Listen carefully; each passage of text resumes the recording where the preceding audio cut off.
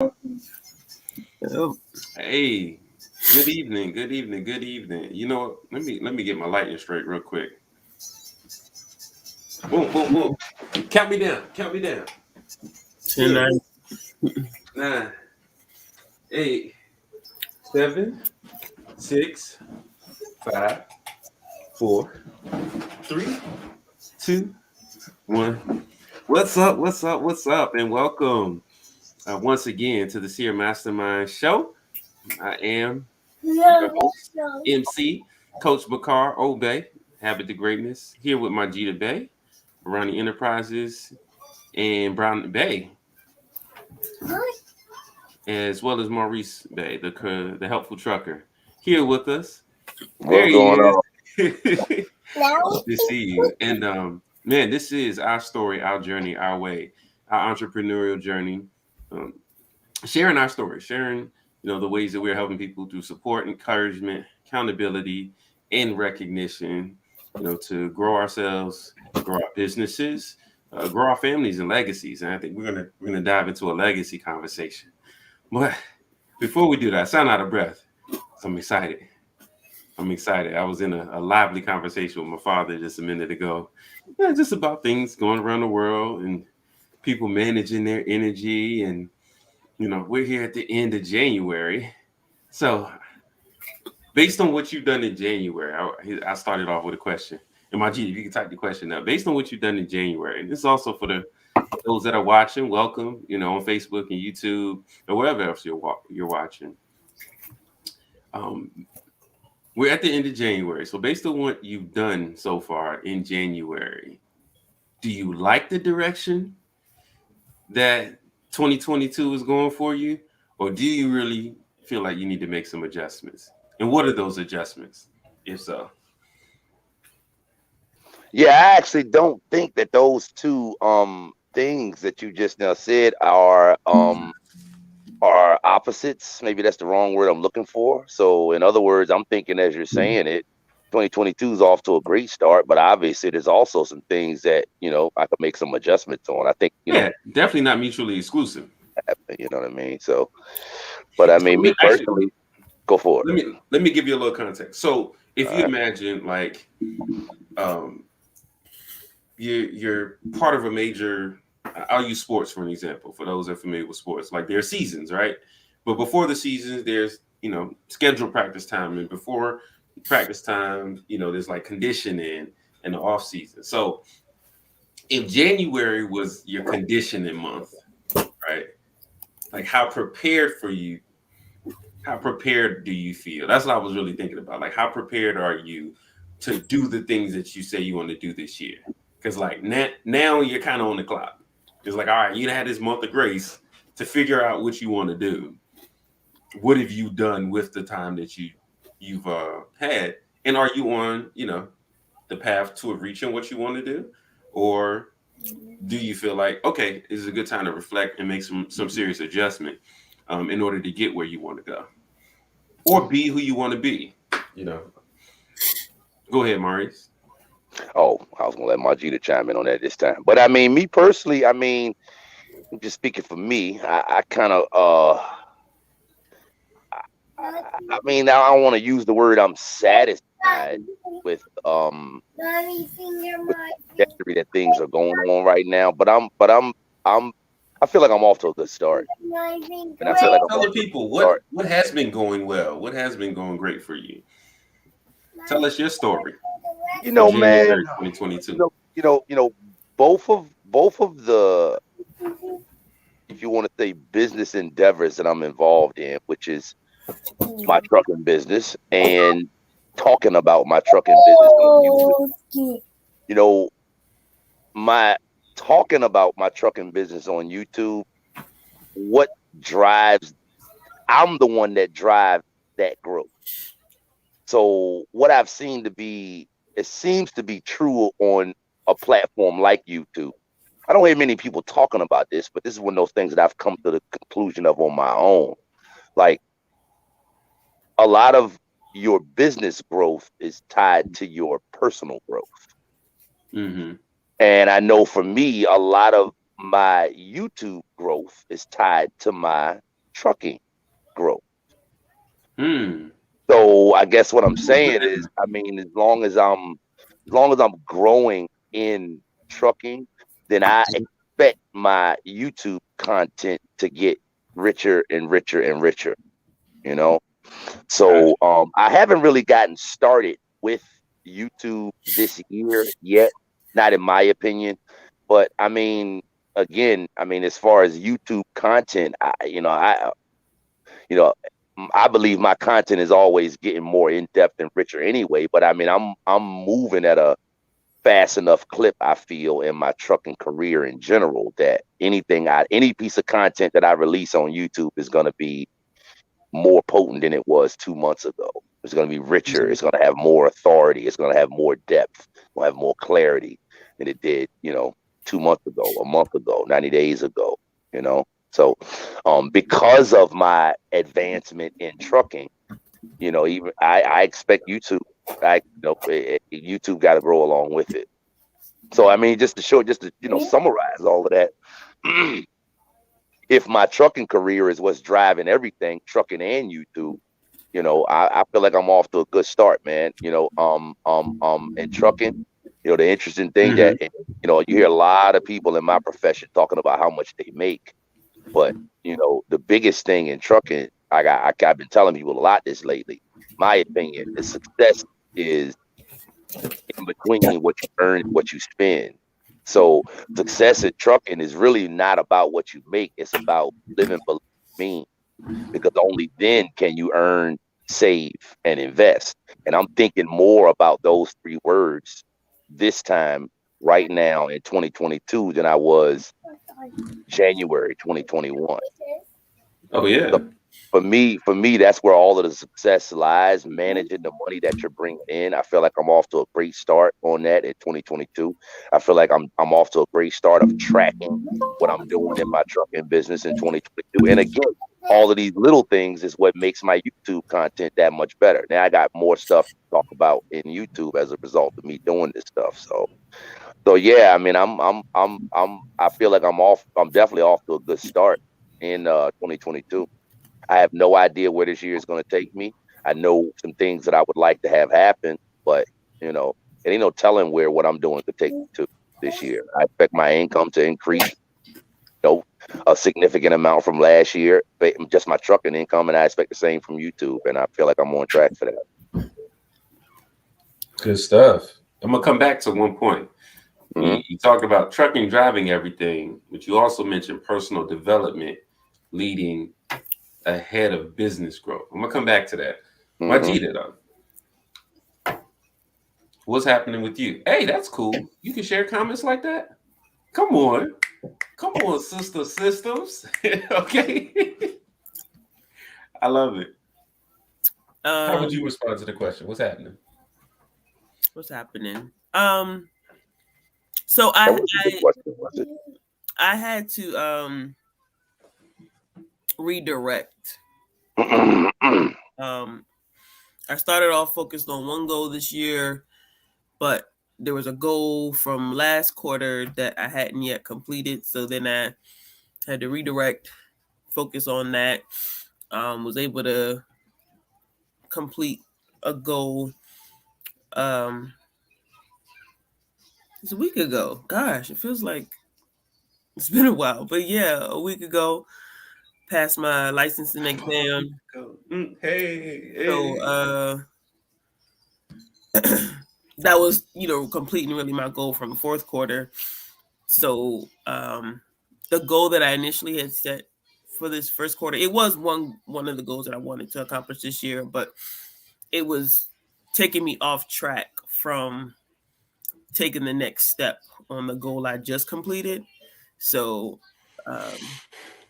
today, actually, I just made that decision that, all right, you need to stay focused on moving this particular goal forward versus jumping to a goal that's unrelated to what you just finished accomplishing, which I think sometimes is,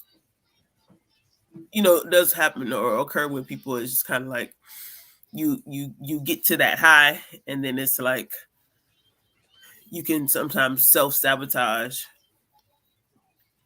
by not taking the next step in that direction, change direction. So that's just something I recognize for myself, that like sometimes I get excited about I can get excited about pursuing a different goal instead of kind of hunkering down on the goal at hand, because it might be, you know, some mundane, monotonous work ahead that isn't glamorous, it's not fun, it's not sexy, but it's necessary.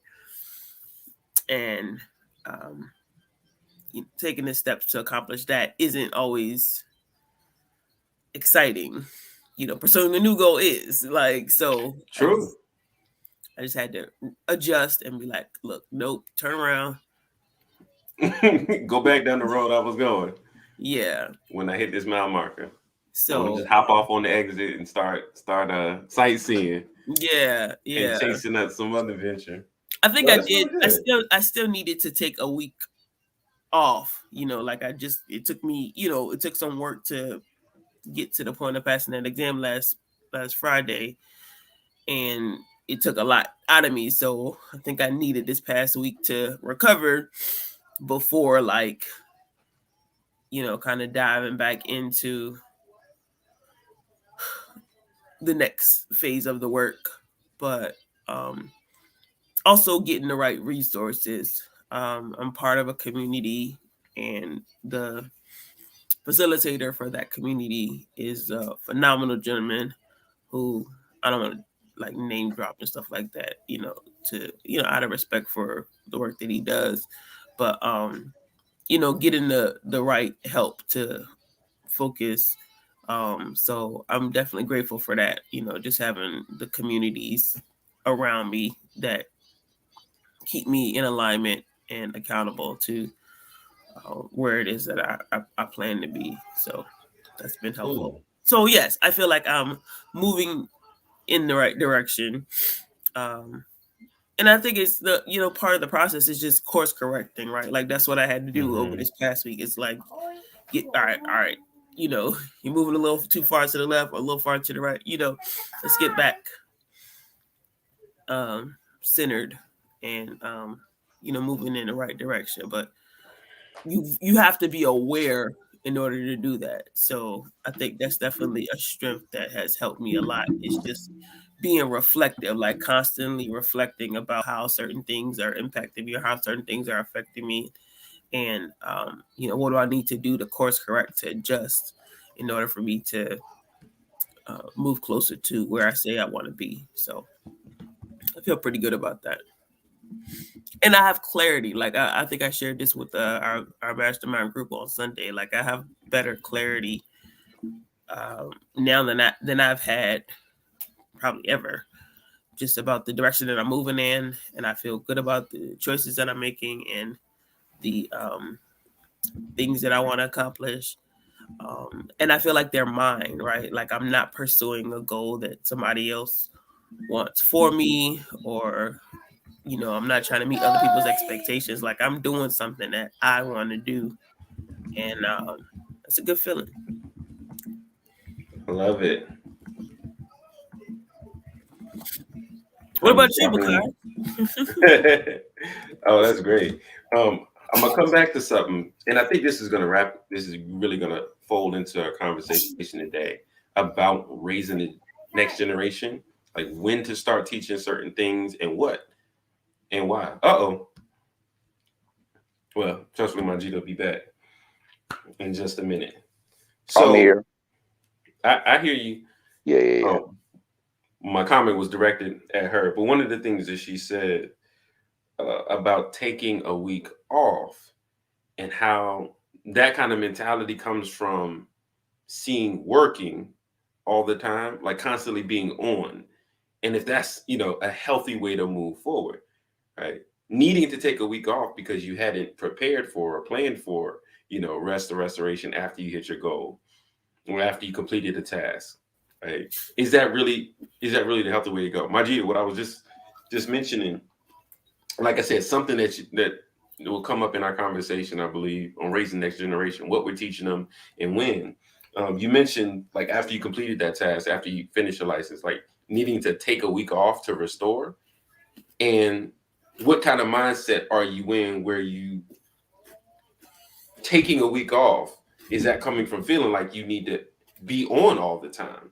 Right. And I can understand as a parent, like, well, I can understand from the perspective of someone who's observed a lot of parents and had been getting a little practice myself of feeling like you have to be on for your children all the time because they're always watching, right? So Mm-hmm. we're going to touch on that a little bit about taking time off, which actually came up in one of our accountability conversations earlier this month, or one of our conversations. And I redirected somebody from like taking time off to having personal time and like building it in, as Mm-hmm. opposed to taking away from what you think you should be, or what somebody else maybe have taught you that you should be doing. Like, I got to be working all the time. Like, that's, to me, that's almost like a slave mentality. Like, wake up, go out in the fields, and you stop when I tell you to stop. You have time off when I tell you to have time off. Versus like, no, I'm gonna wake up and I'm going to do what matters to me. Mm-hmm. And then when I'm done doing what matters to me, then I can look at and seeing, well, what other ways can I support or provide or help others around me, and maybe they're intertwined. So we'll dive into that. But for me, I do feel like things are going like the first part of the month actually went better than expected. So I was able to land a new position teaching. So you're looking at the Congratulations. new professor of engineering at a local community college, which I think would be a really good fit for me, just with the dynamic of people I think that come through there. So, not that I couldn't teach at a 4-year university, but like just kind of getting back into just ease into it. Like, I ain't got to jump into this whole like career path. I want to get into practice, and that's my word for the year, just like practice. So was able to land a position. I mean, it came together fast. Like for a week, I thought about, okay, what do I want my resume to say? Like, how am I going to present myself? And I mean, like, put in an application. 2 days later, pretty much got the interview and an offer 2 days later, and I'm just like, okay, cool, like done. Results, you know what I'm saying? And I think it really came from getting clear on what I want my first quarter to go after assessing that I didn't hit my goal from last quarter, and had to go back and kind of reanalyze my system, right? So what are the things that led to success last year, and how do I duplicate that? So when I look back, hey, last year it was teaching, then coaching, and then getting to family and investing, right? um And then I realized I got away from teaching last year and really put a lot more investment in coaching. And it kind of stretched me thin. So I was like, okay, let's go back to the formula that's been working. Let's keep my ground floor teaching. And it helped me really redefine a goal for this year. So I'm really excited to really target these goals. So aiming at, the 4 cash flow quadrants, creating cash flow in all 4 quadrants this year. So I got 4 quarters to do it. First quarter, boom, we got a new increase in the employment space. So that's looking good. Next quarter, we're gonna work on the self-employed income. What can I do to increase or improve that? And then, the rest of the, working on my business in the third, and which is tied to my self-employed income. But then like being able to take the resources from that and like reward myself, but finding or creating an investment that'll be able to generate some new passive income. So I'm excited about the because in my mind, it's already happened. It's already happened. I'm literally just like walking through it day to day, and like you said, course correcting along the journey. What is your plan, if you don't mind me asking briefly, to go from self-employed to business owner? So that's a good question. The plan is not to stop being self-employed. The plan is to create business systems that can generate income that doesn't require me to be there. Okay. So the plan is to take what I'm already doing in the self-employed space and create a system that others can use it, such as a course or a web app. right? And I've already had the content to create the course. It was just something that I didn't complete last year. So working on getting the resources and support around me by the end of the third quarter this year to have a course that I can put out from the content that I've already been creating, but may just be sitting in my archive, right? Which would generate passive business income that doesn't depend on me showing up to do self-employed work. You feel me? And from the proceeds that come from that, being able to take a piece from whatever pieces, right, based on how my financial plan and strategy plays out for the year, and create an investment fund to be able to invest with some people. And I'm working with some people actually now on what that initial investment may look like, working with some artists and some digital currency work. So stuff that I've kind of had my hand in before, but like really working together with people to make it happen this year. So I'm excited. I'm really excited. If I get 3 to 4, that'd be great, because I know exactly what I have, to finish off in the next year. Finish off that thing, and then, we'll get into next year and that kind of thing. So I'm excited. The first one definitely went better than expected. Even with some challenges, like it took some faith along the journey. It definitely took some faith. So let's get into tonight's conversation. I feel your energies, raising the next generation. That's right. And I want to start off this conversation with just looking at us as the next generation. So, and I think about something that always sticks with me is there's a chapter in our Quran that, we heard growing up. Chapter 23, right? Holy instructions for thy children. And it starts off, consider thou, you are the parent. The importance of the trust, the being thou has produced, it is thy duty to support. That verse has resonated with me my entire life, because what it taught me was that at some point I would have to become the parent to me. It said, consider you are the parent, and the being you've produced is your duty to support. So would you say, so first I ask, like, where you are today, how well have you done in raising yourself to the point that you are today? Let's start there.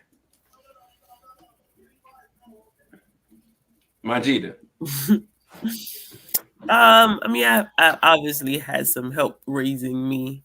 Maurice and I had actually talked briefly about this earlier in preparation for this topic, and the question that he had posed to me was like, did I feel prepared when I transitioned from adolescence to adulthood, right? Like what did that? And I was like, yeah, I think I felt pretty prepared. I don't know like at what point that was, but I had an understanding, I believe, at a fairly young age that I would need to take care of me. And I would need to be able to take care of me. Like I would need to be able to do that. And I'm not gonna say sooner rather than later, but like it wasn't something that I would be able to neglect. And so that's good. That's real good. Like, don't miss that point for those that are watching. I had to say it again for us, because I don't want to lose it. I had to recognize that taking care of myself was something that I could not neglect. And it's actually a phrase that Jim Rohn says often is do not neglect, right? There are things that have to get done, and nobody's going to do it. Nobody's necessarily going to do it for you. And I think our father actually instilled that lesson.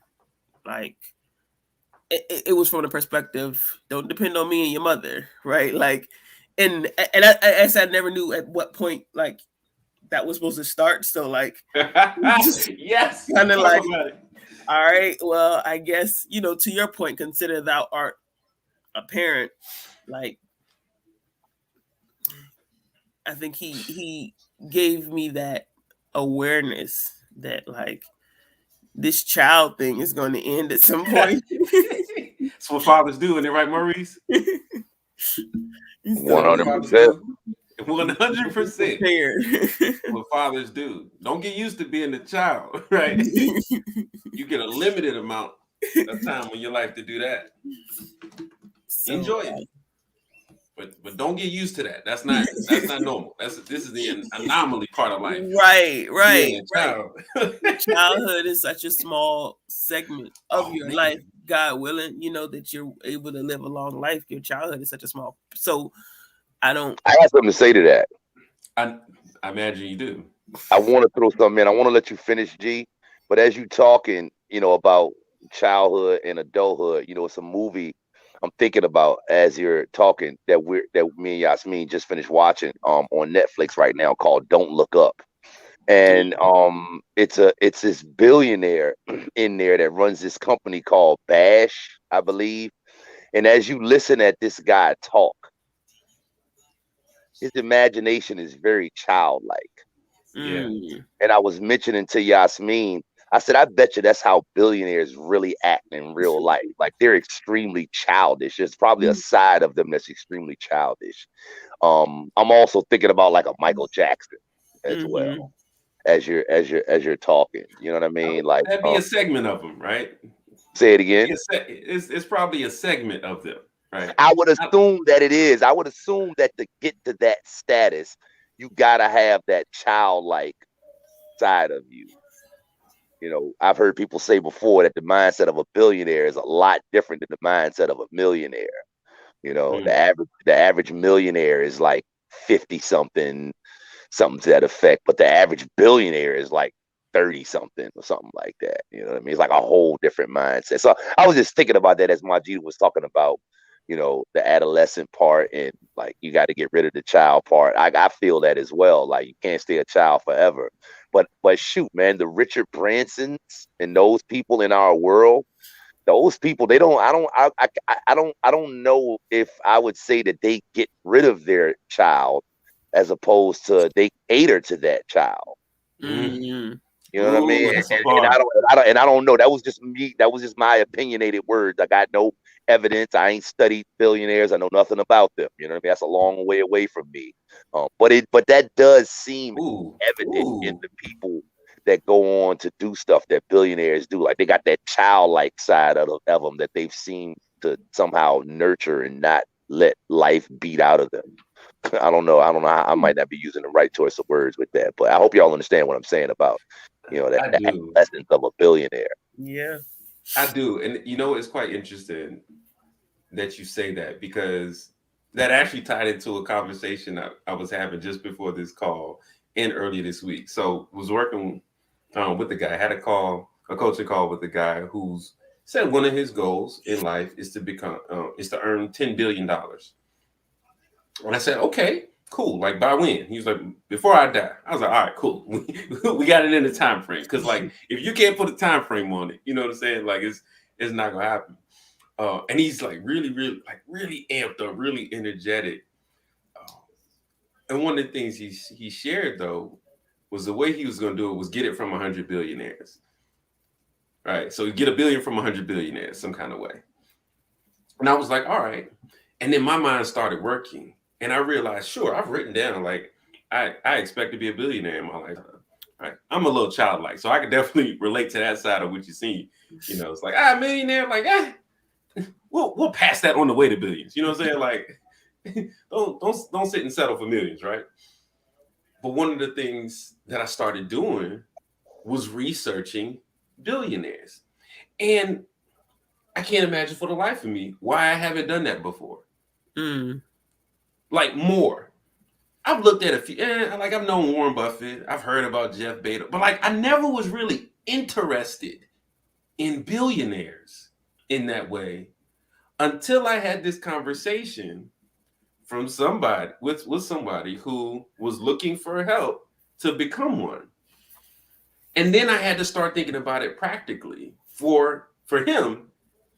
And as I was doing the research, I started probably for the first time really thinking about it from a practical standpoint for myself, just based on what evidence is already available, right? And it's like those are the little blind spots that can keep us where we are. By just not even thinking, oh, I never took that step to research like the billionaires and made it my mission to understand what the life and lifestyle and the work and the, the interests and activities of billionaires are. Like, if I aim to be a billionaire, that'd probably be the top thing on my list. Like, if I'm going to school for engineering, I should probably study engineering, right? Like, if I want to be an engineer, if I want to be a lawyer, I should probably study law. If I want to be a billionaire, what do you think's the first? I need to be in Billionaires 101. You know what I'm saying? Like, so to me, it's that kind of childlike understanding and creativity, because children will make that connection instantaneously. Almost instantaneously. Oh, billionaire, I will go directly to like ground floor billionaires. And as adults, like, we talk ourselves out of that, or we don't even see that kind of thing. So that's really, really curious that you mentioned that, because like I said, that's part of my research and mission this year, is to understand my path to $1 billion. And not just 4, which is the average or median, like the average income for a billionaire, or the average net worth of a billionaire, about 4. I was like, cool, like, I'm better than average, you know what I'm saying? Like, at least aim for that. So you bring in that idea of childlike. Majid, did you want to finish your thought? Or we got too far from it? Yeah. All right, that's all good. That's all good. So we're talking about like not cut you off, but that doesn't happen anymore. No, it's all good. Yeah, it's all good. It's all good. So we were talking about like how well have you raised yourself, and did you feel prepared to make that transition from adolescence to adulthood? And you said you felt pretty prepared. In what ways? I felt prepared to be responsible. Take responsibility for my life, right? Like, to not neglect yourself. Not neglect, but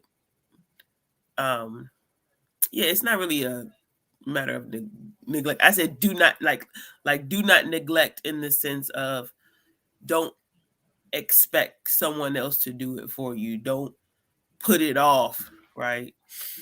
And assume that it's going to like take care of itself. Like, there's responsibilities that comes with maturity, with growth, and do not neglect those things, because we can talk about that, here in a little bit, but like, what does that show? What does that look like when you neglect to wash the dishes?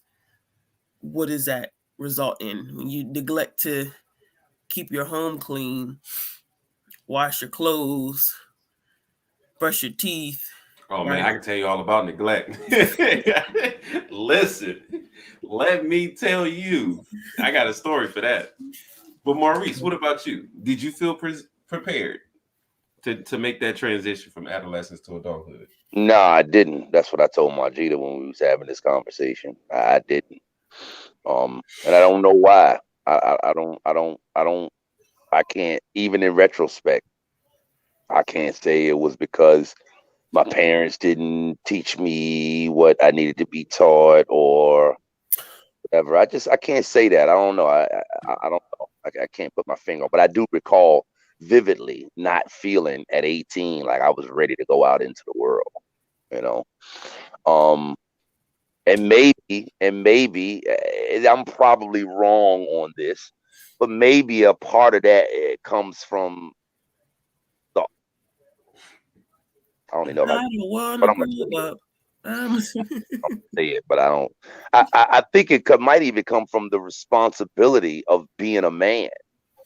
Not that being a man is any harder than being a woman, but when you're coming from being a juvenile male, like a lot of a lot of things, it's a big transition.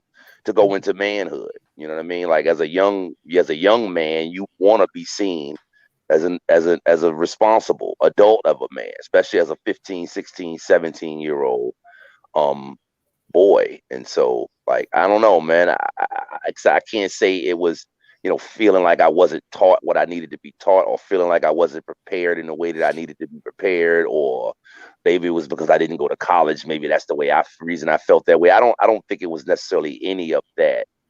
But I mean, I could be wrong. I don't know. What I'm leaning towards right now is I'm just thinking about the responsibility of manhood overall. Like men are expected to be leaders in every aspect, in the household, leaders of young people, leaders of the woman, leaders of that's just manhood is a big step. Manhood is definitely a big step, that's the only thing I can come up. That's the only thing I can come up with right now, off the top of my head. No, that's huge. That's huge. Prepared, but I can only equate it to maybe I was a little bit more aware of what I was expected to rise to. Maybe that's what that feeling came from. No, that's huge, because both of you bringing up this theme of responsibility, and as a man and a woman, like I'm definitely gonna talk about like just the differences in how responsibility is taught. But in raising the next generation, bringing it back to that theme, let me reset them. This is the Seer Mastermind room, and we're talking tonight, or Seer Mastermind show, and we're talking tonight about raising the next generation. What does it take to prepare them, and when do you start preparing them? So one of our first themes is responsibility, right? Is when do you start teaching responsibility? And what I've seen and experienced is like when you start getting to adolescence, when puberty starts hit, the conversations for boys and girls change. And I think responsibility rises to the top of the list for women because of what naturally can occur with women. It's like when you carry a child, you can't run from responsibility. I mean, you can, but it's like it's built into you. Like, oh, this is mine. Like, there's ownership, right? But with men, and especially boys, like I realize, like responsibility isn't as intrinsic. It's like responsibility is about taking care of things outside of yourself, and hoping, like your mom does, somebody's gonna take care of you.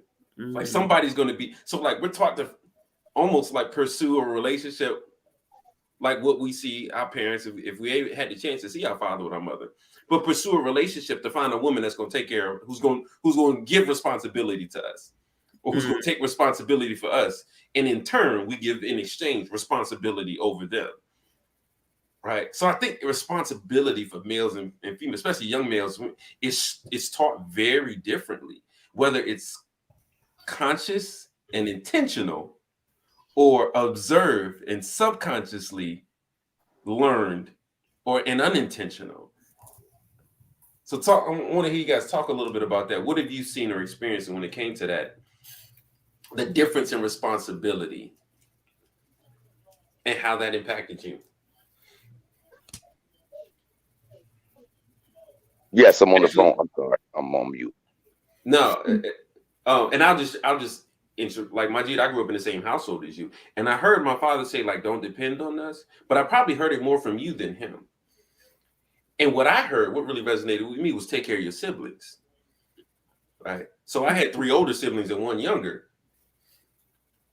I didn't hear take care of yourself.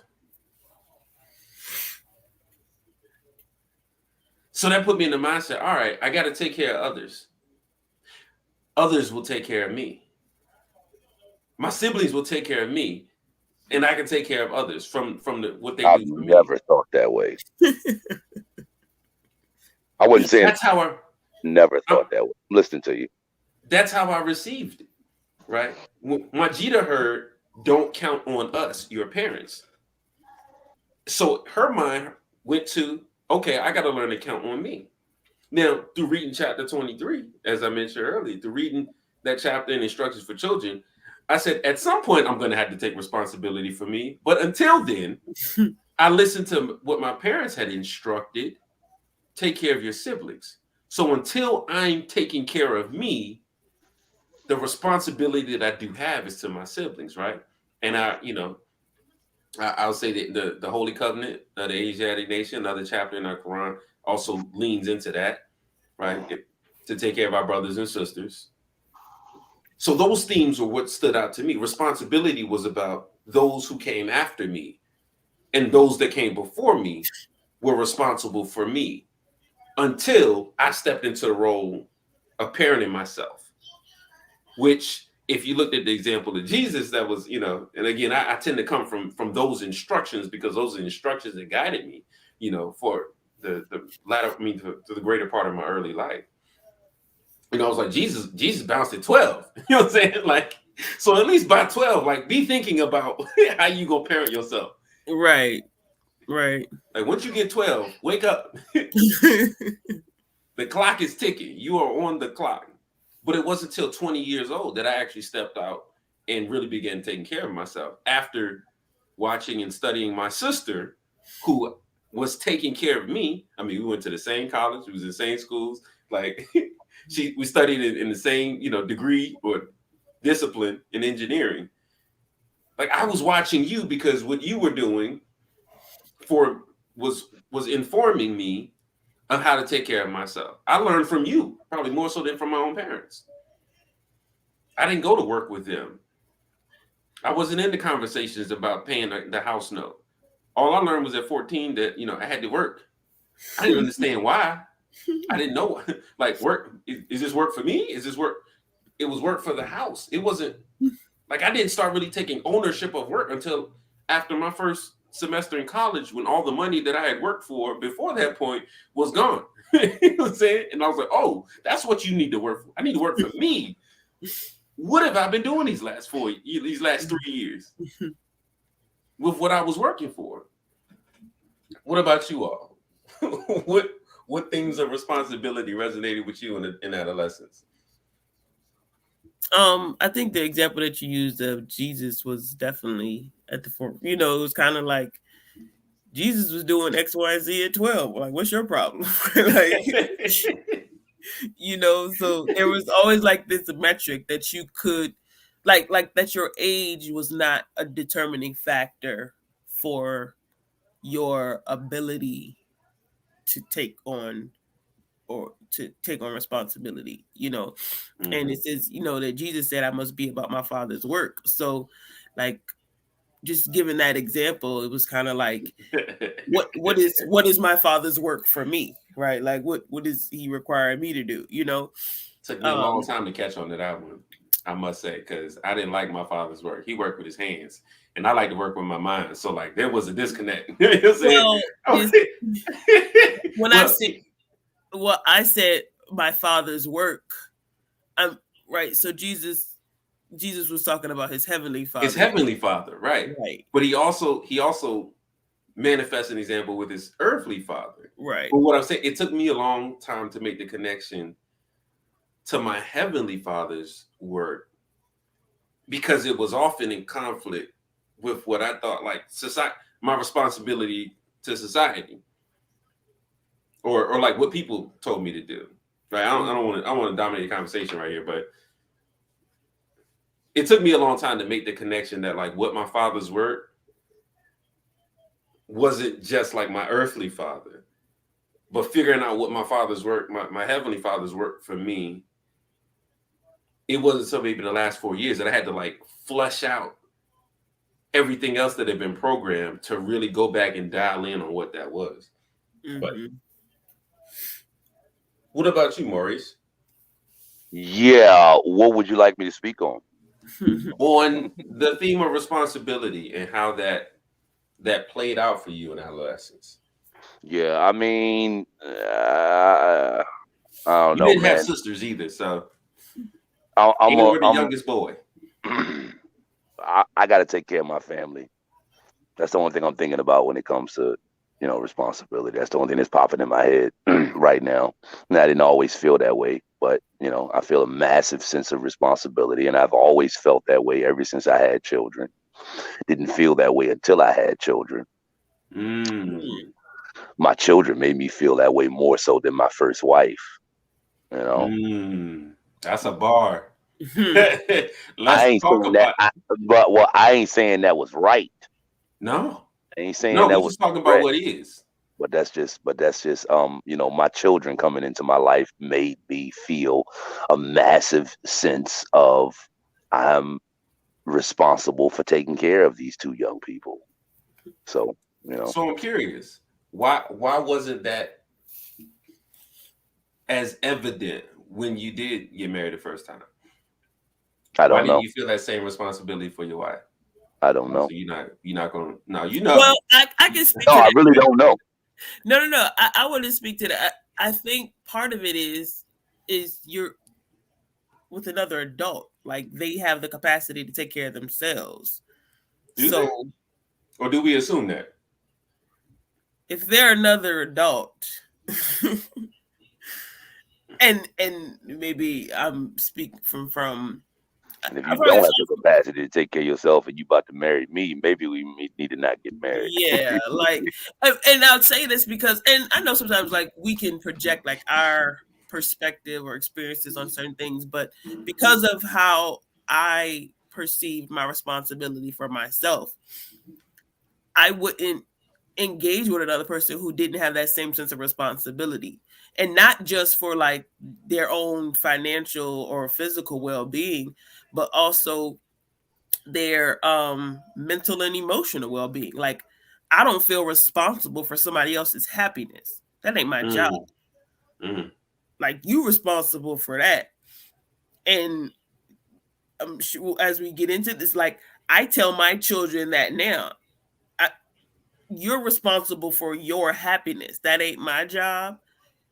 Happiness is a choice, right? Like you choose happiness, right? Like, and mm. so when we're talking about like when do you prepare children, I don't have a problem having tough conversations with my children at the age of, they may not fully comprehend and understand all of what I'm sharing with them, but I'm willing to um not just plant the seed, but willing to expand their minds and expose them to things.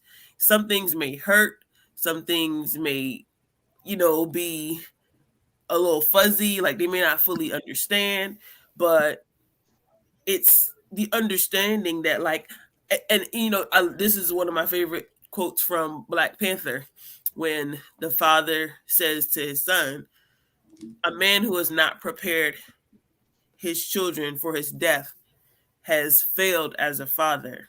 Oof, that was a bar. And he asked the question, have I ever failed you?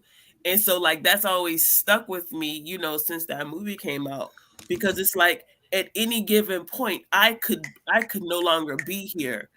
And while they can't necessarily fend for themselves completely at 7 and 3, the sooner I can prepare them to be able to fend for themselves, then I don't have to be concerned or worry, right? I don't have to feel like I failed as a mother because I didn't prepare them, right? Like that's my job. Like it's your job to, as the chapter speaks, consider thou the parent the importance of thy trust, the being thou hast produced, it is thy duty to support. Upon thee also it dependeth whether the child of thy bosom be a blessing or a curse to thyself, a useful or a worthless member to the community. So am I preparing them to be a useful or worthless member to the community? And no cap, right? Like I don't want my children to be worthless. I don't want them to be leeches on society. I want them to be able to contribute in a meaningful way to the community, to the world, you know. Um, so yeah, that's where I'm at. And I'm telling you, I think we all of us blessed to have all of us in this room here blessed to have had like a set of instructions to actually follow. Because realizing most, many children don't have many parents don't have a set of instructions to guide your children. And I'm saying not saying that there isn't instruction in religious teachings and communities and in school and education.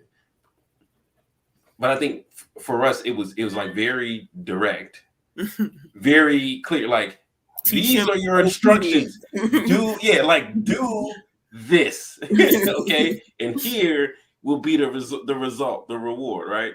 It's like, okay, and it's like, as I do more of that, I will see if that's going to be true for me or not.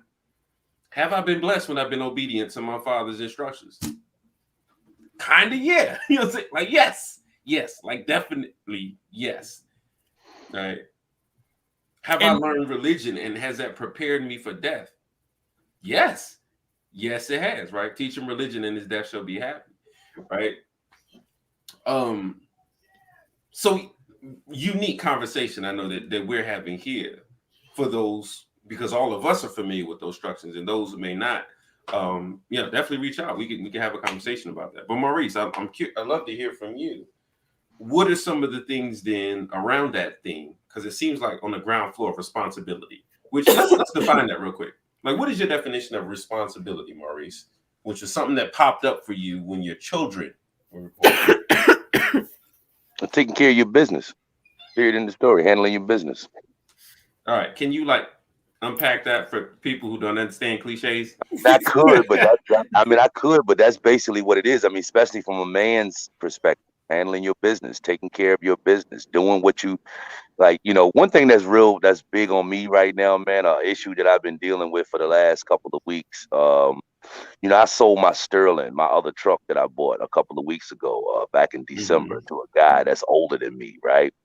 So, I bought that truck for $5,000, and I stuck a price on the window. The word slipped my mind. I don't know why I did, but I stuck a price on the window of 10. A guy asked me about it. He asked me, he's like, "How much do I need to bring you to come pick it up today? Because I want it today. How much would you take today?" I was like, "I'll take 9 for it." He's like, "All right, I got 85. Can you work with me on the other 5?" I'm like, "Yeah, how long you gonna need on the other 5?" He's like, "Give me a week." All right, cool, no problem. We drew it up on the contract. He came, he paid me the 85. I ain't heard from that dude since then. I ain't heard from that dude since then, right? And I'm going somewhere with this on the theme that you was just now talking about, right? All right. I ain't heard from this dude since then. That was last month in December, right? I'm calling him. He not responding to my call. I'm texting him. He not responding to my text message. I drove over his house the other day. I left a note on his door. He still hasn't called back. You know what I mean? So he's clearly ducking me at this point and planning on not paying.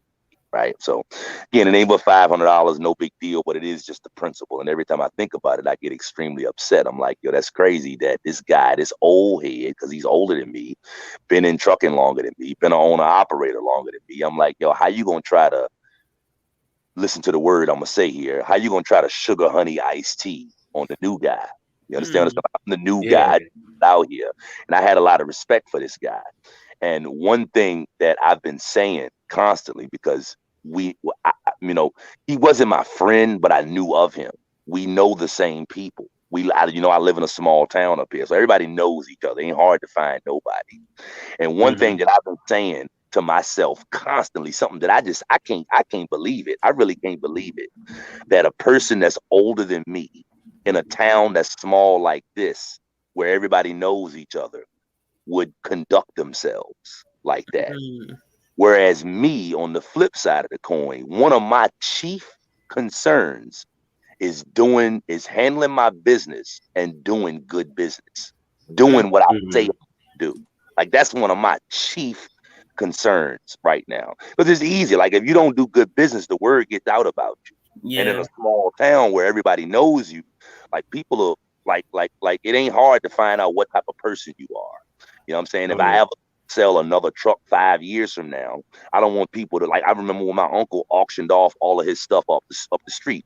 Everybody was eager to buy his stuff because he was known for handling his business and taking care of his stuff. They was like, yo, we know James Moody take care of his stuff, so we know he got good equipment. And to me, man, that's the main thing. That's what it is. Like, for a man, like, that's just something that's very personal to me right now. Like, do what you say you're gonna do. Be a man and handle your business. Because that's what I keep saying when I'm riding in my, sometimes you ride in your truck and you get mad at somebody and you're actually arguing with them, but it's really only in your own head. You understand what I'm saying? And I just keep thinking about this guy. When I I'm see this, I ain't saying that. I'm just like, yo, you can everything I'm gonna say to him when I see him. Yeah. handling your business like a child, bro. You older than me and you acting like a juvenile. How in the world you just gonna take somebody's truck and run off with it and don't pay them? And we know the same people. So like I can easily just go around and just throw smut on your name right now, not deliberately or intentionally, but like, yo, you seen that dude? Yo, tell him he still owe me money on that truck. Like I'm legally in my rights to just like go around and say that to everybody because I know your people and you know my people. But again, it's like for me, I was talking to my landlord the other day, man, talking about me buying this property, and he just made the statement. He said, yeah, Maurice, he said, man, I found out that you was man of your word when you lost your job a few years back. And I forgot that I lost my job a few years back. But when he said that, right on the tail end of me coming to the conclusion about this other guy that's almost 60 years old that's not handling his business. When my landlord said that about me, I was like, yo, that's it right there. I want people to talk like that about me. And so it kind of just goes back to the point of handling your business. That's to me what responsibility is, especially as a man. You handle your business. You take care of you know what I mean? You don't BS people. If you're not gonna do something, tell somebody. You ain't got nothing wrong with you not doing it. But tell the person that you're not gonna do it. Don't have people expecting one thing from you that you're not. Be real with people. Don't be afraid to say no. Don't beat around the bush. Don't waste people's time. Stuff like that. That's what I mean when I say handle your business as a man and as a person that's in business for yourself. Like that stuff matters. That little stuff matters. Doing what you say you're gonna do, so that people know, so that people know what to take you as. You know what I mean? Like this guy, I've always kind of looked up to this guy, but he is totally not look up to worthy. Totally not look up you and these words today. What made up a word for him? He is totally not look up to worthy. And he got a whole lot more stuff in this world than me. Got a nice house, got a nice car, nice motorcycle, and all that stuff. I'm sitting down here in my little crummy house with my little crummy vehicles, but I'm a man of ethics and I do what I say I'm going to do. And I sleep good at night because of that. And other people in the town know me for doing just that. So that to me is what it is. That's what responsibility is right there. Do what you say. You can forget that big cat, no cattle philosophy. You know what I mean? A whole bunch of talk, but not a lot of backup. I hate that, man. One of the most irresponsible things a man can do. Paint yourself as somebody that you're really not. Preach. I get like, about that. I feel after that speech, I need to go self-assess. Like, what responsibilities am I handling as a man, and what things, is the childlike, billionaire in development working to overcome right now. But that's good stuff. Talk about these things to my children too. Just throw that out there. My oldest daughter, 19 years old. I've had so many conversations with her. This is what I talk to her about as far as being responsibility. Being responsible. Do what you say you're gonna do. She might would have a different talk dealing with responsibility from her mother, but I mean, I'm talking to her. Same thing that you was talking about Majida earlier about how the woman gotta be intrinsically responsible. It's like take care of your children. You know what I mean? Like for women. It's like, yeah, I tell my daughter Sakara, you got to be responsible enough for you and the potential deadbeat boyfriend, you know what I'm saying, that you might be with as well, that may be about to impregnate you and run off. That's what I'm saying. I'm saying, like, you got to be responsible for you. That's what I mean. Like, you can't be looking at the guy. You can't do that as a woman. You can't do that. And I give my daughter first. I let her know that. I'm like, yeah, you got to be the one to look out for you. I'm gonna push back on that unless Majida has something to say directly. And I think that's you can't leave. You can't leave. Hey, this is our story, our journey, our way with the Seer Mastermind crew. This is Majida Bey, Maurice Bey, and Bakar. Tonight, just having a conversation about raising the next generation. We're talking about responsibility, integrity, right? Being a person of your word. And even diving a little bit right now into the differences of how responsibility is taught to our children. We're going to have to continue this series probably monthly if we could, because there's so much about raising the next generation I'm hearing coming out. But something, Maurice, you just mentioned, how you teach a responsibility to your daughter and saying that she has to be responsible for herself, her child, and the potential of an irresponsible man who would talk his way into her life and not take responsibility for In his other actions. words, it's her. And this is, I'm gonna be a little bit vulgar and explicit here. Me and my daughter haven't had this conversation with the words that I'm about to use right here, but I have said this to my daughter. In other words, it's your responsibility to make sure that the man that you about to lay down with got a condom on. That's It kind of what is. I'm saying. Like, you can't leave I it up. hear that. Can't leave it up to him. You know what I mean? You just. I hear that. And I think that's part of the conversation when it comes to responsibility for men and women. Like, I think every young man should be taught, and I was having this conversation with Mensa, my younger brother, just the other day, that the same way every young woman, many young women are taught what you just shared. No, they're not. Okay. But go ahead. Then I think that every young woman should be taught that responsibility. Like, it is your responsibility that you protect yourself. The same way a man should be responsible for where he plants his seed. Mm-hmm. And I use the analogy with mentors, like, would you give your money to anybody? Treat your seed like your money. Now, there's some people who go to the club and make it rain. And they all, that's why they live by all ski, you know, like, that's where songs like that come from irresponsible, you see. And you know, Napoleon Hill talks about that a little bit. I want to say chapter 10 of Think and Grow Rich, and how like that drive for men is a source of so much of your power to create, right? That literally is the power to create for men. You know, Eric Thomas talks about this, right? In protecting your seed and in your drive, right?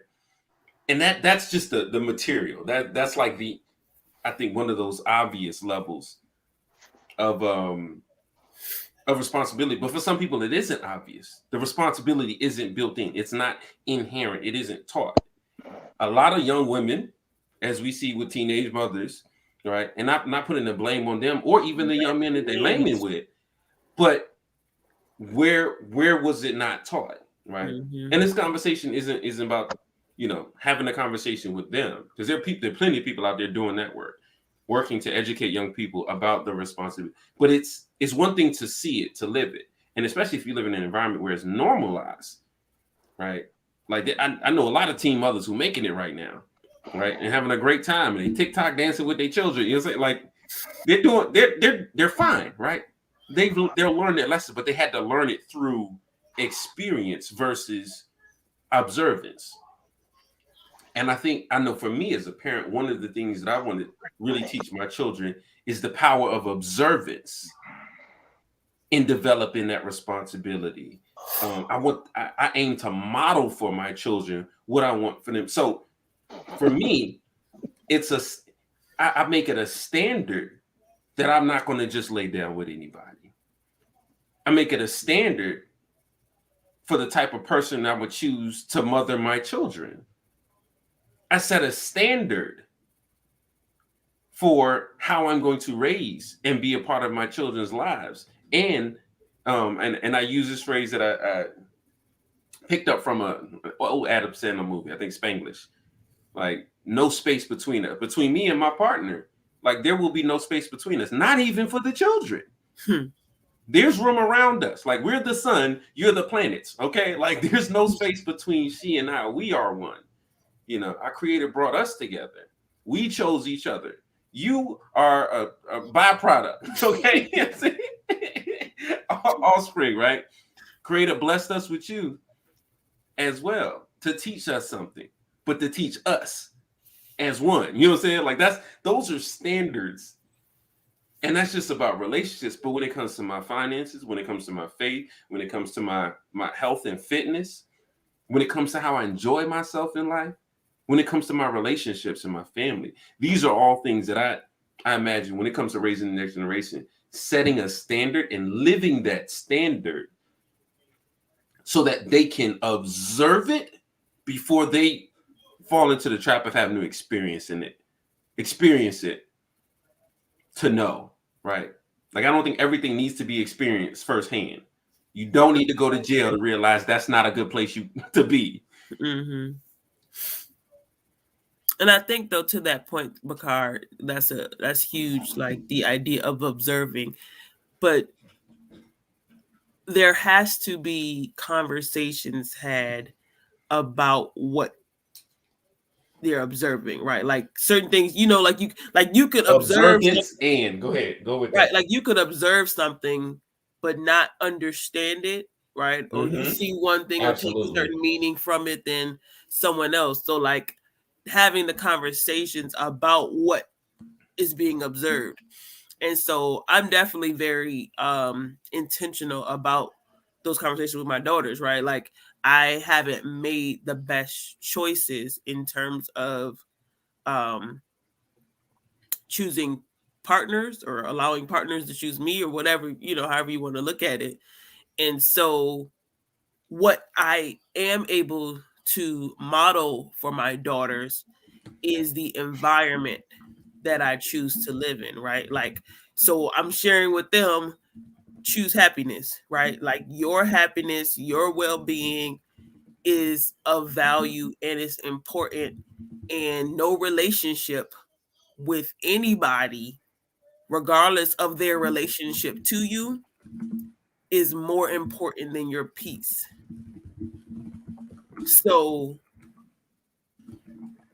if that means leaving a relationship so that you can be in a healthy environment, you choose health and happiness over being attached, right? Like don't hold on to something because you don't like, so you need to know yourself, right? Like you need to know your value. And I think conversations are the conversations that need to be had, right? So, when I think about certain things, like there was a lot of things that I learned practically about responsibility, keeping your room clean, washing dishes, washing clothes, right? Like all of those things I did enough repetition and learn how to manage those things. And then through school, and being on my own through the college years, I had, my parents, of course, there to be able to ask questions and lean on for certain things. But when it came to relationships, like there weren't many conversations had. And what I observed in my environment was not necessarily what I desired. And so I modeled in some instances the opposite. Like my behavior was what is it? A mirror or reflection of what I observed, but it was the opposite of that, right? Like I'm going to exhibit these qualities because I think that because that's who I want to be in a relationship. That may not have been what I observed. So I didn't do those things early on, right? Like I didn't set the standard for what, right? I thought that, hey, if I show up this way, then what I want would be reciprocated, right? Like just naturally, right? Like if I show up this way, like this would be what is, and that wasn't the case, right? So like that's what I learned through experience, right? Like you don't show up as a wife to somebody that ain't your husband. Right? Like, stop. And I had to tell me that. Hold on, drop that bar again, yo. Drop that bar for everybody who's listening, husbands and wives. I'm telling you, y'all triggering me a little bit. I'm feeling like, as a man and as so. Go ahead, yo. I'm triggered a little bit. I said, don't show up as a wife to someone who is not your husband. And I had a sister, what do you call it? A sister friend, or I was part of this Real Women Empowerment Project. A friend girl. That's what it's called. A friend girl. Friend girl. Like she was an older woman. but like I was kind of like the little sister in the group, and and having conversations and talking about life, and her share her experiences and some of the other women in the circle. um that was one of the things that she said to me, and it always stuck. She was like, stop doing wife activities for a minute, like like you doing too much. And so but like it's learning like what are your responsibilities. I know we're not like focused on relationships per se in this conversation, but the things have to be taught, and taught isn't just through observance. It's through conversations, it's through um just being transparent, right? So like I share with my daughters my screw ups, like I am brutally honest about certain things, and even certain like situations or circumstances that may not look be pleasing, right? Like my daughters don't see it, I guess, from the same perspective that maybe society would. Like um, it may not be glamorous, or it may not paint me in a good light, but I'm honest with them about it because it's part of my story, right? Like part of how they showed up, and so it's helping them to understand that like I I had to grow in these areas, and what I learned was I need to set boundaries. What I learned was I need to have a standard. What I learned was I have to teach people how to treat me. And so I'm talking to them about those things now, so that, right, sometimes you learn not from doing it right, but from doing it wrong. So they get to learn Right. from my errors in judgment. They can learn, right, the opposite. And I've like questioned myself sometimes about that. Like everybody desires, or most people, I can't say everybody, but most people desire for their children to be in a two-parent household and loving, right? And I came from a household with two loving parents, and yet I'm raising children as a single mother. And so, that desire for my children to like have relationships with their father is definitely there. Like I want that for my children because that's what I had. However, I can't control the other person, right? Like Maurice said, right? Like had someone had that conversation with me at 18, 19, 20, 21, right? What he just said, he said to his daughter, right? If somebody had that conversation with me, then I could have made a different decision.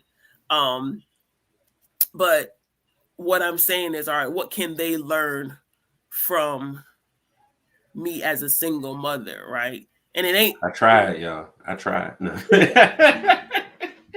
I stayed real close to her. Real close.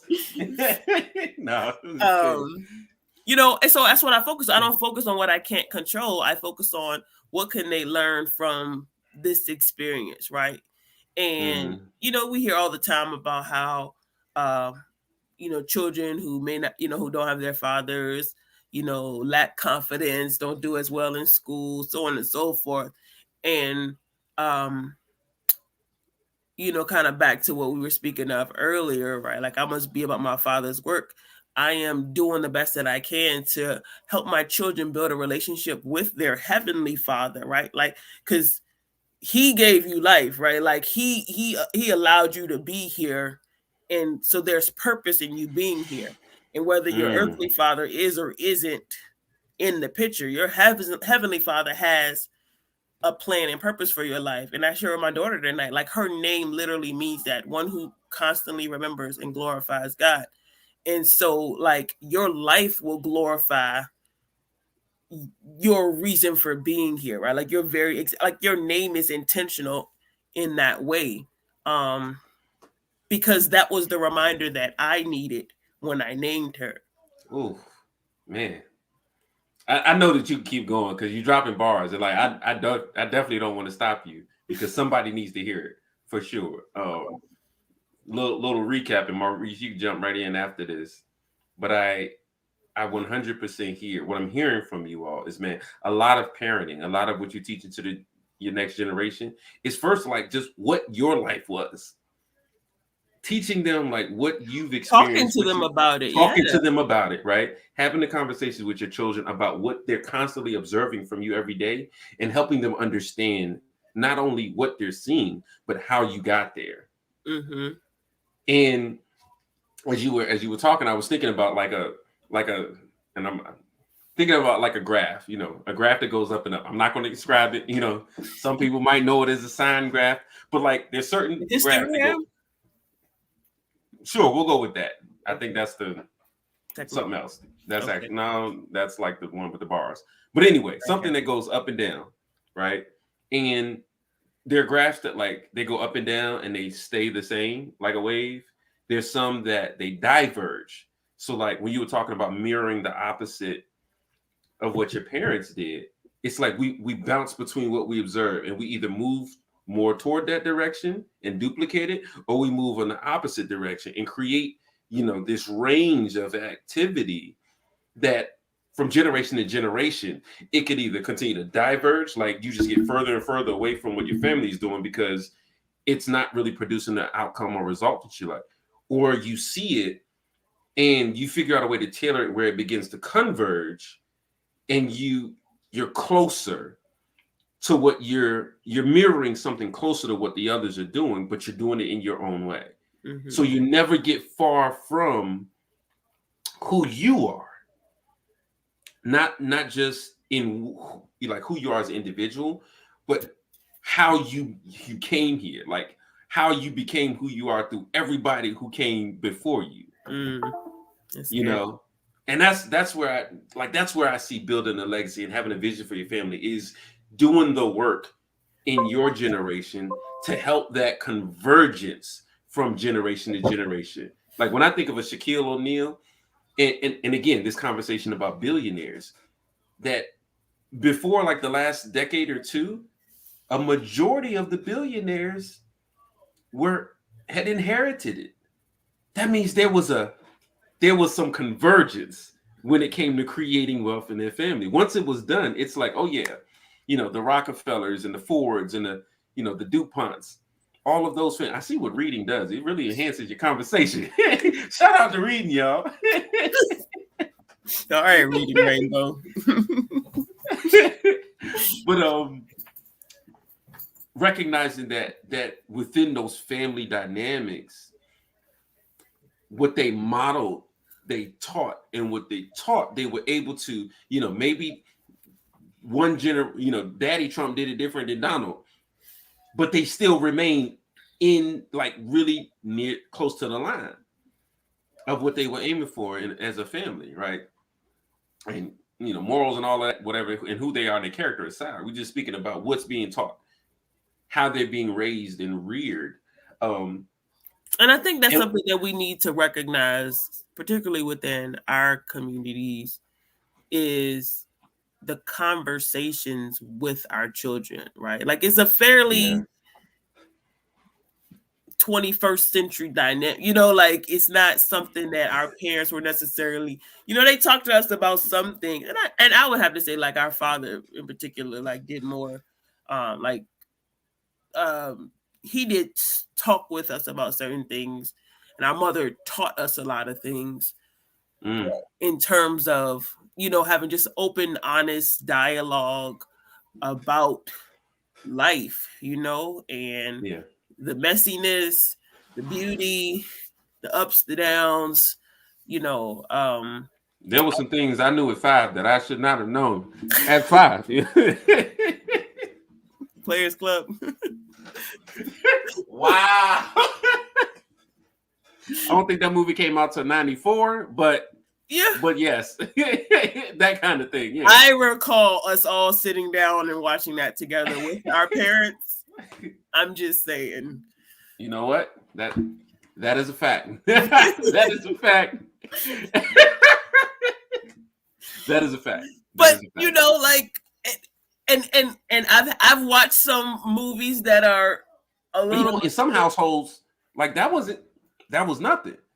Like Friday, like everybody that knew Friday, I did not see Friday growing up. I saw Friday in college for the first time. Okay, but everybody I went to school with knew Friday. Like, wait, you got to watch that? Like, we didn't. but we did see Pledge Love. That was Jamie Foxx was in it. You know what I'm saying? That made it a family movie, right? Hey, well, the star actor married a billionaire, so I mean, we'll take what we get. You know, kind of just the exposure, right? Like, you know, I think we're definitely, you know, I've exposed my children to some stuff, and some stuff I might be traumatizing my children. We'll find out in 10, 20 years. But I've exposed them to like certain movies or certain documentaries about the history in this country, right? Or about, you know, like the movie Beast to No Nation, right? Like some really raw stuff that, you know, probably at 5, which is when I think she probably saw this movie, you know, might have been a little early, but it's the understand, like there are children her age that are living that reality. Yes, exactly. You know, so it develops a certain sense of empathy and gratitude for the life that she has, right? Like she was looking at something on TikTok or something, and it was like this guy telling this story about this girl back in 1913 who I think or 1933 in Peru, who at 5 years old was like, they thought she had a tumor. They took her to the doctor and took an ultrasound, and the child is pregnant. And, you know, my daughter's response to that was like, I'm glad that's not me, right? Because like the reality that that somebody could impregnate a 5-year-old, or that children at 9 and 10 can become mothers due to like they lose. Boys don't have that kind of responsibility put on them. I promise you, we don't. And so it's having those conversations. So I disagree with that, but okay. I'm talking about what Bakar said just now.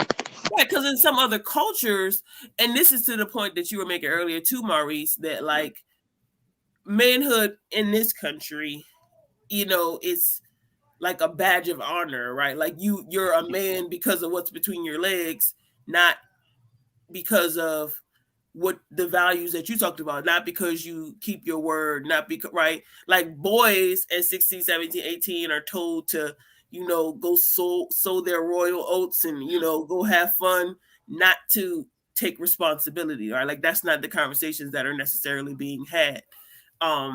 In some spaces, right? In some spaces, we're not speaking in generalizations, but we can look at some trends. You know what I mean? Like, you know, single mothers didn't happen on their own. Right, but it's just the idea. You know, there was a time in this culture where if you impregnated a woman, you were expected, right, to take on the responsibility. Absolutely. And so that responsibility to some extent has been you know, people have shirked that responsibility. And that was actually one of the things, you know, one of the people that are coming. Let me see if I can share this. She is so right about the values that we have in general in this country, right? Like there was a stronger value system overall in this country, right? And of course, not everybody holds the same values, but in general, there was a stronger sense of values about your word being your honor, right? Like you doing what you say you're going to do. You know, you could do work on a handshake and that meant something. And that is certainly something that I think is important for our future generations to embrace, right? A certain sense of duty and obligation and responsibility. And, you know, like society teaches, and I think that's a point maybe we probably can't get into it today, but the idea of who's teaching your children, right? Like who's informing them of their values, of what's important. And, you know, society will tell you, go get yours, you know, grind, make your money, secure the bag, right? Like it's all of these extrinsic things that are perceived as value when, as Maurice said, your reputation, your name should mean more than any of that stuff. And I was, you know, I had lunch today with gentleman, and one of the things that he and I talked about was just the idea that like you that one of the things that I shared with him was that for me, I'm always going to care more about people than profits. Like, I'm not going to screw over people for money. Like, it's not worth it to me. Because people are a currency, right? Relationships are a currency. And you need more of that currency to make more money. Because you can always make more money. But if you lose good relationships, if you lose your name, if you Oh lose yeah. your reputation, it could tarnish your future, your ability to grow in the future in a lot of ways. Man, we need to have a whole masterclass, maybe even start a conference around this conversation, because I think you are really hitting on some things, Majida. Maurice, again, your perspective and what you're sharing, I definitely want to bring you back in. Is hitting on some things that I think generationally, we can really begin to blend together to like create a pathway forward. There is a way to course correct. Like where we are not on a divergent path. I think this is part of the natural reflection. It may be amplified in today's society, all of the things that we wish to correct. The things that our parents wanted for us, but maybe weren't able to deliver on because of what was taught and shown to them. And what was taught and shown to them, and what was taught and shown to them, right?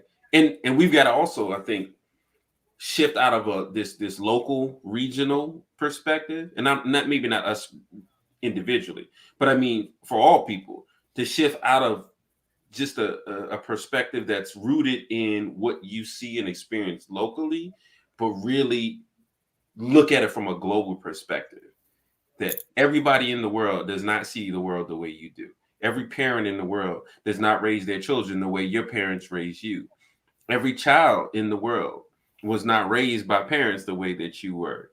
And the context and the cultures and the values and principles, right, that are taught, not just generationally, but like generations are built days of experiences. Okay, like let's put some emphasis behind, like, these things aren't just learned overnight. They're learned night after night after night after night for decades, right? And taught. So there really is a compounding effect. If we're talking about what we're raising in the next generation, there's a compounding effect of everything that they taught and everything we push back from. Everything we talk about and everything that was left silent. It compounds over generations, right? Generations is huge. Like, you need to think about the number of days that goes into creating generational experiences.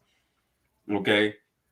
So this idea of raising the next generation, like, you're making daily investments, daily deposits through your actions, through your conversations, through your experiences and exposures.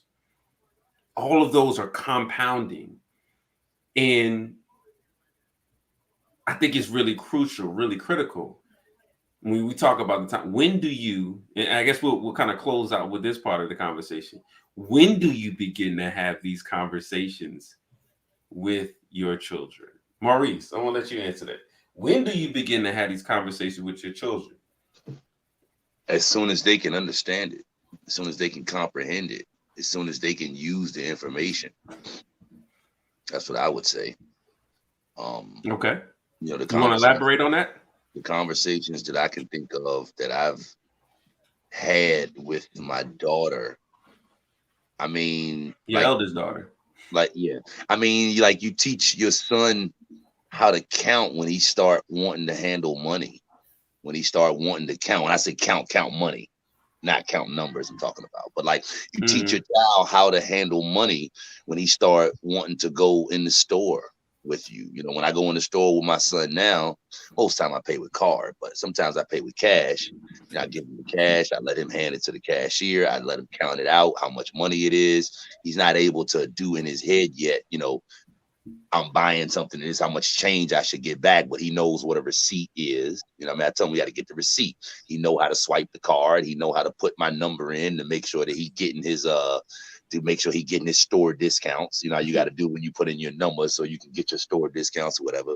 You know how to do all that stuff. But I mean, I would say you start teaching them that stuff when they ready to start engaging with it. You know, my son knows that I go to work right now, so I talk to him. I talk to him a lot about the purpose of work. You know, when he asked me, you know, where you going? You going out on the truck? You going to North Carolina? Yeah, I'm going to North Carolina. I got to go to work. You know why Daddy got to go to work?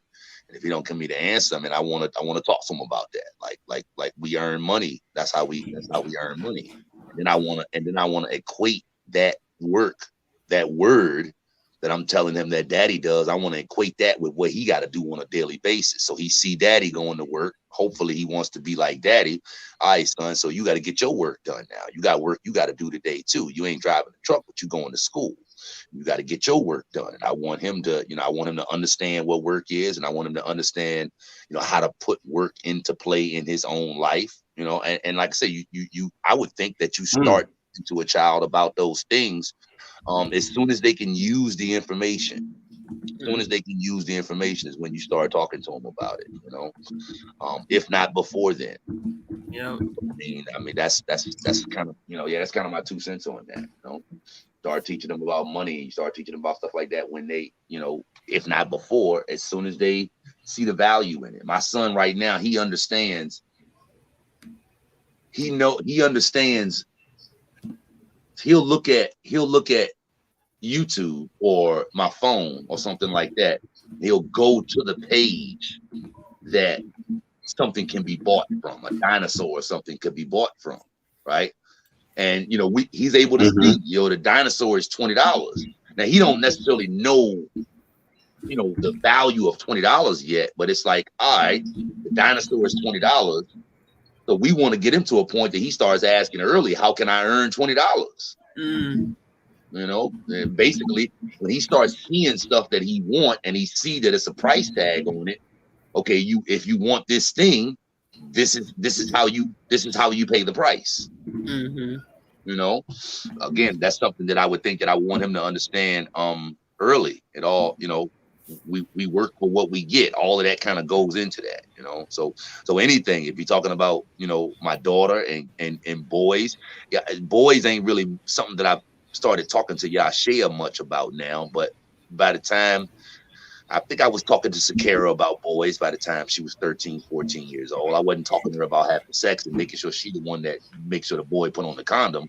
I wasn't having that level of conversations with her at 13 and 14. But yeah, you don't want to create premature curiosities. Yeah. But I mean, yeah, you teach them about that stuff as they need to know, and as they start to embark on these things. That's what I would say. That makes sense. How about you, Majida? When do you begin having the conversations with your children? The better. I would say one of my first metrics, because and I say the sooner the better, and even before they can understand, because we talk to children before they understand language. You know, and it's through repetition and, you know, context that they pick up on it. And so like I said, you know, even some of the things that I talk to my daughter, I know like some of it's go over her head and she's like, come on, can we talk about this tomorrow? Right? Like, this is a lot for 7. Can I like take a break and we revisit this? Right? You know, and I'm just trying to like drill it in because, like, you know, I'm like, but look, I could go tomorrow. I need you to know this, right? But the idea, my Jesus with the I could die tomorrow. Like, you go get this work. You know what I'm saying? But you know, it's just the idea that like the sooner the better. And you know, one of my first metrics was when you know, when Dakara was younger, I started having the conversations with her when she started asking the questions, right, about certain things, right? That's what I was gonna say. So, I was hoping it came out. Good stuff. You know, I remember, I think she might have been 3 or 4, and she was, you know, the question came up about like where babies come from or something like that, and you know, it was kind of like, how do I explain this to 4 or 5, you know, like however old she was at the time. And you know what I'm saying? Like that's where I would go. I decided to use the Princess and the Frog, and I was like, look, this is how you showed up. Like, mommy kissed some frogs, and that, you know, like to also explain the absence of her father. But you know, it was kind of like, hey, mommy kissed some frogs. You know, I just use that story as a reference to be like, look, mommy's not with somebody, because you know, I was looking for a prince, kissed a few frogs, and you know, I didn't get my prince, but I got you, right? Like, so it was kind of just real kind of vanilla response to, I don't, you know. That's the difference in a man and a woman. That's the difference in a man and a woman right there. If my child asked me, I would never give that as an answer. I wasn't ready. You know? We've had the real conversation since then, right? Because they don't remember anything like before 5 anyway. So yeah, she's asked since then, and we've had the actual conversation. So she she's 7, and she knows what sex is, right? Like, not in detail, but the idea that, you know, there's an engagement between a man and a woman that, you know, can lead to a child, and when they go to sleep. No. So that's the message right there. Your child asks you at 4 or 5, where do babies come from? Just throw in a porno. That's where it come from right there. You do not do. That's how you got here. No. They don't need those thoughts and opinions of, and like you said, if it's before 4 or 5, they ain't gonna remember no way. No. Certain things will traumatize your child. I promise you. You're going to jail. Okay? They like you said, before a certain age, they ain't gonna remember it no way. Just like you said. Like, that's a verbal, right? Verbally, right? Because you only remember like 10% of what you hear. No. They're only gonna remember 10% of what they hear. So images. Yeah. Let me throw this tape in. We actually recorded it. We gonna show you how you was created. No.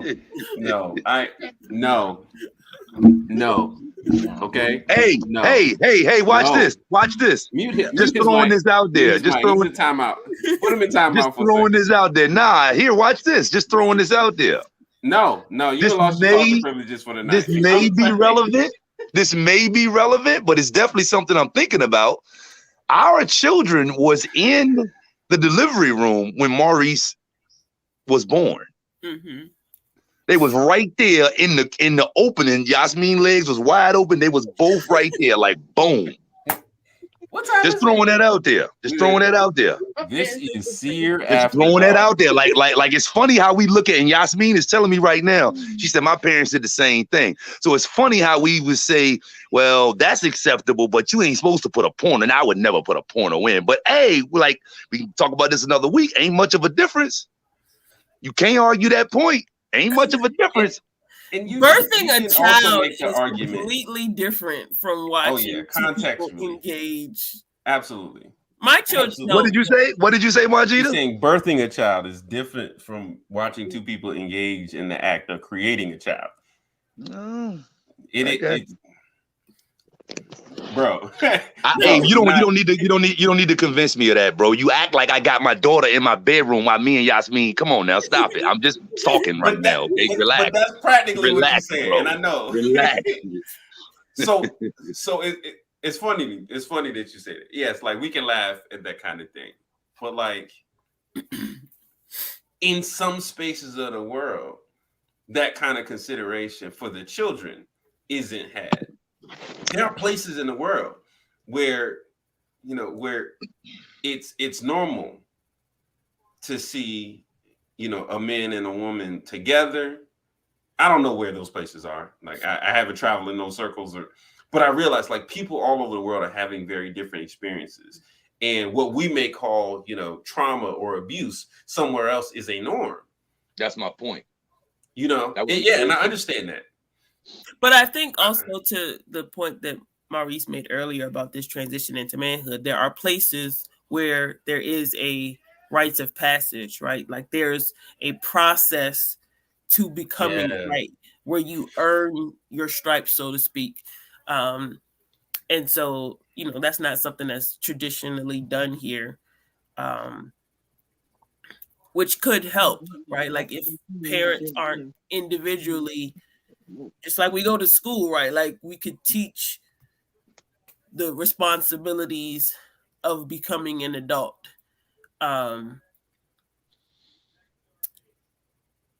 Which, you know, I don't know that we do enough of. I would agree. I would agree. It is, as you kind of launched into the conversation today, like no days off when it comes to raising your children. And it can be or seem easy for a parent to want to take days off, like to mentally check out because of all of what you are responsible for, but realizing like to a degree you have responsibility for molding the mind and the experiences and the exposures of that child. And all of that comes with the act of creating a child. Like that's the way I look at it. Like if I'm like everything, it's not just this one night. It's the consequences of everything that could come after. Mm-hmm. You know, and I saw a quote, I think Prince Darnell quote, like the exchange for 5 minutes of pleasure for 18 years of responsibility is like it's not a fair exchange. But that's the level. And I think this is what for me, we're speaking with young men, is like the level of responsibility that I would like to drill into them when it comes to protecting their seed. Like, bro, it's not worth it. It is not worth it until you are ready to invest all of yourself into it. It is not worth it if it's not something that you desire or are willing to take full responsibility for. And you and many young men don't know how to take full responsibility for themselves. Like at 35, I'm still relearning, right? Full responsibility. Because when I think about my profession and my career, I was taught to let somebody else take care of me. When I first got a job, I want to make money, go get a job. And if I'd have stayed in that mindset, I'd have been waiting for somebody to take care of me the rest of my life. As opposed to, oh, you want to make money? Well, what are you good at? What are you creating? What can you produce that's of value for others? That's the conversation I'm going to have with my children. You want, go produce. And they'll see and grow. Oh, when I want something, I got to produce something. And from what I produce, I can exchange that for what else I want. I can produce, and what I'm seeing on the Billionaire website is information is growing more valuable than capital. They call it code, right? Information has increased or surpassed capital. The people with great ideas can find capital. The people with capital are looking for great ideas. Okay. Now you still have to be able to execute and act on it, because nobody's going to give you their capital for an idea that's undeveloped, for an idea that doesn't have a plan. So when it comes to creating, again, life, which is what raising the next generation, you know, is all about. For me, and this is my final word, I'll leave it with this, is that like we have to be very intentional and engaged with ourselves and those around us in order to do it to the best of our ability. Like raising a child is not something that I would believe, and I'm just sharing my beliefs. I don't believe it's something that should be done casually.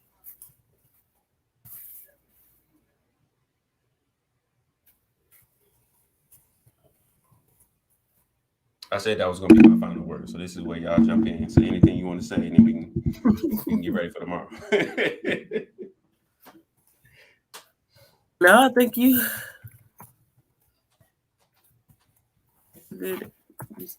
So we just gonna sit in that, like. I was trying to get your word out. I got you. No, I think that's good. The only thing I was going to add is, for those who may be listening to this, young people in particular, be mindful of, like you said, the consequences of the decisions that you make. Like, assess the consequences of the decisions that you make. Because to that point, like, I kind of wear it as a badge of honor that, like, I'm willing to take responsibility for the consequences of my actions. However, I'm shifting to conversation we had yesterday about being proactive, right? Like, because responsibility, Yes. ability, get some credit up in here today. ability to respond, right? You're still responding to something that has already occurred. And so while that may be a great quality to have, taking responsibility, what's even more intentional is considering, right? Kind of back to where you started. Consider, which means think about before,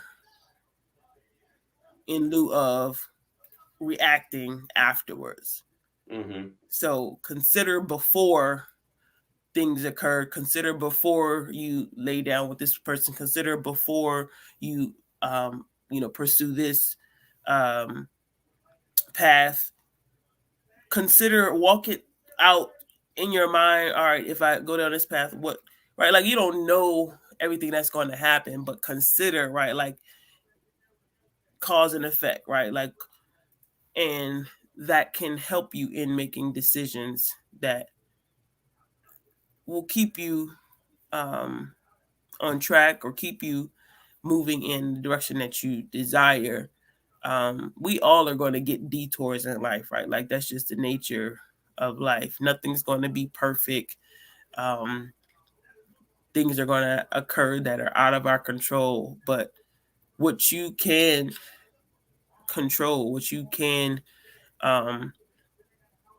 make a decision on, like, consider your options, consider the alternatives, consider the outcomes, and that will help you in transitioning into adulthood in a way that isn't detrimental to your future, right? You can make some decisions as a teen that could have lasting effects throughout your young adult and adult life. And it's not that you can't take responsibility for those, but you can, if you have a choice, right? Like, if you have a choice. Some actions are permanent. Some actions are permanent. So considering, as she said, the permanency of your decision, I think would really go a long way in leading the next generations to converging, to making better decisions. And I'll throw this out as well. Like, children are resilient. We've seen, like, if we weren't resilient as a creature, as a species, we might have died out a long time ago. So we can course correct. We can grow, but it does take work. It does take, and not just physical, but emotional and intellectual. Like, we have to continue learning. You have to continue healing from the traumas and missteps of yourself and past generations. things that you experienced in growing up. As Margita mentioned, control the controllables, but at the same time, also learn and understand. And I didn't learn this until recently, but grace. You know, really understanding that you have time to make a correction, as opposed to beating yourself up for what was done. Give yourself grace to learn. Give yourself like there are books about parenting, but I know somewhere along the line, like parenting wasn't made standard in our educational system. Like, well, we don't want to promote parenting, but we teach about sex. Something is imbalanced about that. Like, because sex leads to parenting, but parenting isn't part of the conversation, right? The realities of parenting, the challenges of parenting, the wonders and the beauties and the treasures of parenting, and the responsibility that goes along with it. There's a lot of work. There's a lot of work that I think we as a generation have opportunities to correct, to implement, right, to put in place so that the next generation can bounce off of us more closer toward a straight path. So, boom, that's us. That it's been wonderful talking with you all tonight. And looking forward to the next time we can get together and mastermind like this. If you don't know, this is the Seer Mastermind Group, creative entrepreneur organization designed to support, encourage, hold accountable, and recognize those who are working to make themselves better, building generational legacies and wealth. And we as a family are doing it here together. So stay tuned in. Appreciate all of the interaction, conversation. Keep the conversations going. Don't let it stop here. Oh, absolutely. Absolutely. Thanks for hanging in, Sister Sonia. Thanks for hanging in. That's my buddy right there. So keep the conversation going offline and with us in the chat and connect. Where can they connect with you, Margita? I'm not engaged on social media much, so you can find her here in Seer Mastermind Group Public on Facebook. Maurice, where can they connect with you? Just put in the helpful trucker. The helpful trucker. You can find him, and you can find me at Coach Bakar on most platforms. Coach_Bakar, and Habit to Greatness. We got some great stuff we're doing over there with accountability and some coaching. So looking forward to engaging with you next time. Peace. all right.